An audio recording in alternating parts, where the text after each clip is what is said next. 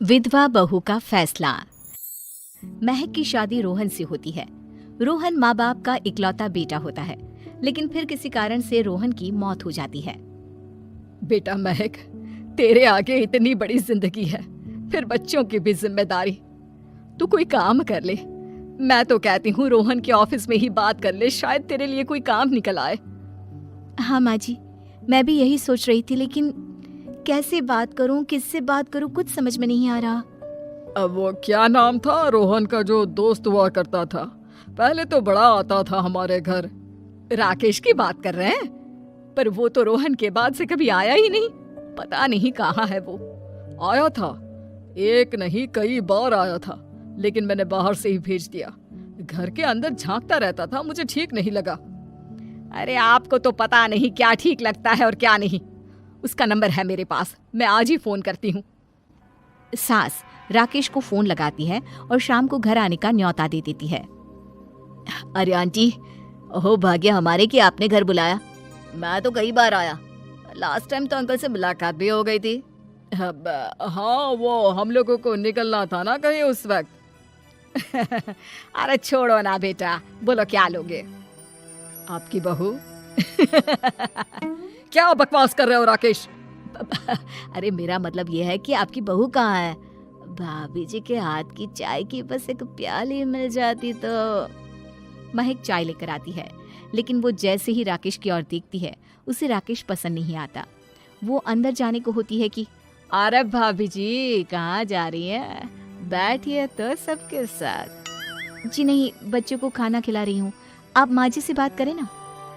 अंदर जाने के बाद सास कहती है, अरे बेटा राकेश, वो क्या है ना, वैसे तो तेरे अंकल जी की पेंशन आती है, साथ ही ऊपर 2 मंजिल मकान से किराया भी, तो हम लोगों का तो अच्छा चल जाता है। लेकिन महक, उनकी चिंता आप ना करें आंटी, आदेश दें बस आप तो। देखो भाग्यवान, रहने दो, कोई बात नहीं, मैनेज हो जाएगा। अरे क्या मैनेज हो जाएगा अंकल, हमें भी बता दें। आप चुप रहिए जी। अब वो क्या है ना राकेश, तुझे तो पता है कि रोहन के 2 बच्चे हैं, उनकी पढ़ाई लिखाई का खर्चा बहुत है। हम ये चाह रहे थे कि रोहन के ऑफिस में महक को भी अगर कोई काम मिल जाता तो। क्यों नहीं आंटी जी, मैं हूं ना, मैं बात कर लेता हूँ। वैसे तो आप हाँ ही समझिए। महक भाभी को बोल देना कि कल तैयार रहें मेरे साथ ऑफिस चलने के लिए, मैं मालिकों से मिलवा दूंगा उन्हें। महक अंदर से सब सुन रही थी। अच्छा आंटी जी, तो चलता हूँ, कल आ जाऊंगा। अच्छा भाभी जी तैयार रहिएगा कल। राकेश तो चला जाता है, लेकिन ससुर सास पर बरस पड़ते हैं। मुझे ये आदमी एक पैसे का पसंद नहीं है। तुम इसे बोल दो कि हमें कहीं नहीं करवानी बहू से कोई नौकरी। अरे क्यों नहीं करवानी, सारा पैसा मैं इसके बच्चे और इसी पर उड़ा दूंगी, तो मेरी बेटी को क्या दूंगी? जरूरत क्या है तुम्हारी बेटी को तुम्हारे पैसे की? अरे वो तो पहले ही बड़े पैसे वाले घर की बहू है। अपनी बहू की सोचो जो अब तुम्हारी बेटी जैसी है।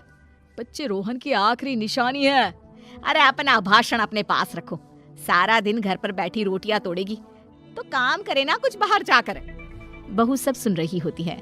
वो अगली सुबह बिना मन के तैयार तो हो जाती है, लेकिन जैसे ही राकेश आता है, क्या बात है भाभी जी, रेडी हैं? तो फिर चले डेट पर, मतलब इंटरव्यू पर। महक सामने आती है कि सामने ससुर जी खड़े होते हैं। हाँ महक बेटा, आओ चलते हैं, मैं भी चल रहा हूँ। ससुर को तैयार देखकर राकेश का चेहरा बन जाता है। अब अंकल जी आप परेशान हो जाएंगे, अरे रहने दीजिए ना, धूप भी बहुत है। वैसे भी स्कूटर में तो 2 लोग ही बैठ सकते हैं ना। तो तुम चलो, मैं बहू के साथ अपनी कार से आ जाता हूँ। महक ससुर जी को देखकर खुश हो जाती है, उसे शांति हो जाती है। वो लोग रोहन के ऑफिस जाते हैं, जहाँ बॉस कहते हैं, नमस्ते अंकल। नमस्ते महक, कैसे हैं आप लोग? रोहन का सुनकर बहुत दुख हुआ अंकल, वैसे कैसे आना हुआ? बेटा, क्या हमारी बहू के लिए तुम्हारी ऑफिस में कोई काम मिल सकता है?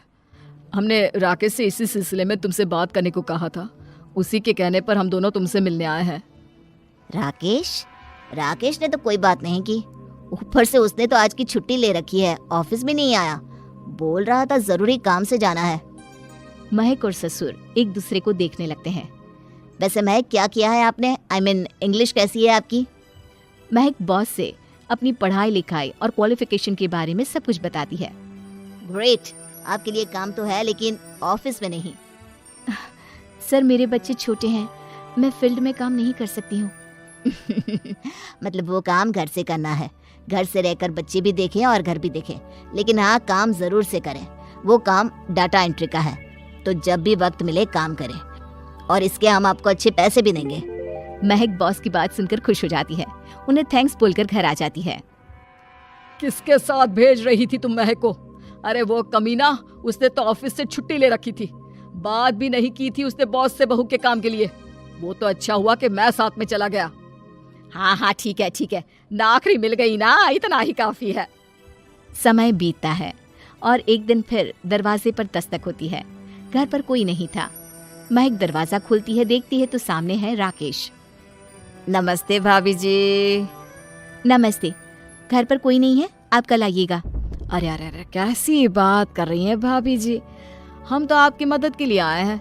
वो क्या है ना, अंकल जी का फोन आया था कि आपको किसी मदद की जरूरत है। महक को आश्चर्य होता है कि उसके ससुर ने राकेश को फोन क्यों किया। वो ससुर जी को फोन करती है लेकिन फोन नहीं लगता। नहीं, हम लोगों को किसी भी चीज की जरूरत नहीं है, आप जा सकते हैं।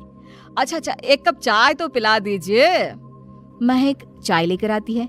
चाय पीने के बाद, रोहन मेरा बहुत अच्छा दोस्त था, उसने मुझसे कहा था कि वो रहे ना रहे, उसके घर वालों का, खास करके आपका ख्याल मुझे ही रखना है, तो मैं कल फिर आऊंगा भाभी जी। नहीं, माता पिताजी है नहीं, वो 4-5 दिन बाद आएंगे। आप उन लोगों के आने के बाद ही आइएगा। मुझे ये सब ठीक नहीं लगता। अरे छोड़िए ना भाभी जी, लोगों का तो काम है कहना। मेरा मतलब है वो तो बोलते ही रहेंगे। आता हूँ मैं कल। महक को अब गुस्सा आ जाता है। हमेशा शांत और मधुर बोलने वाली महक पहली बार जिंदगी में फैसला लेती है, और फैसला होता है राकेश को सबक सिखाने का। बड़े बेशर्म हैं आप। किसने कहा आपको कि आप आए?